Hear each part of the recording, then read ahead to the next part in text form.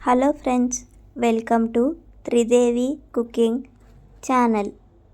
ఈరోజు మనం చేసుకోబోయే రెసిపీ సేమియా పాయసం.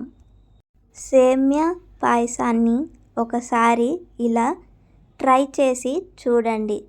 చాలా టేస్టీగా మరియు డెలిషియస్గా ఉంటుంది. ముందుగా స్టవ్ మీద ప్యాన్ పెట్టుకొని అందులో కొద్దిగా నెయ్యిని వేసుకోవాలి.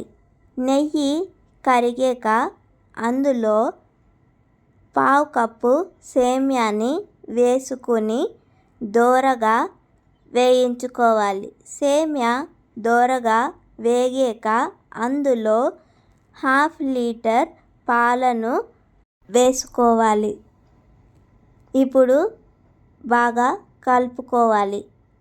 సేమ్యా పూర్తిగా ఉడికే వరకు సేమ్యాని మూత పెట్టుకొని ఉడికించుకోవాలి. సేమ్యా బాగా ఉడికాక అందులో రుచికి సరిపడా పంచదారను వేసుకోవాలి. అలాగే 1/2 స్పూన్ ఇలాచీ పౌడర్ను వేసుకోవాలి మరియు కండెన్స్డ్ మిల్క్ కూడా వేసుకోవాలి.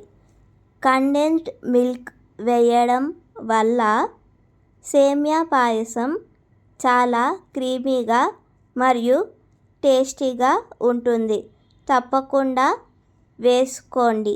ఇప్పుడు రెడీ అయిన సేమియా పాయసాన్ని పక్కన పెట్టుకుని ఇంకొక ప్యాన్లో కొద్దిగా నెయ్యిని వేసుకోవాలి.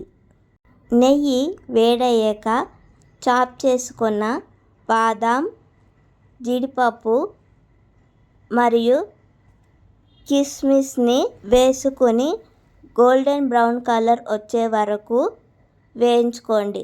కాజు, బాదాం, కిస్మిస్ గోల్డెన్ బ్రౌన్ కలర్లోకి వచ్చాక ఒక గిన్నెలోకి సేమియా పాయసాన్ని తీసుకొని బాదాం, కాజు, కిస్మిస్ మరియు పిస్తాతో గార్నిష్ చేసుకోండి. అంతే, ఎంతో టేస్టీగా ఉండే సేమియా పాయసం రెడీ.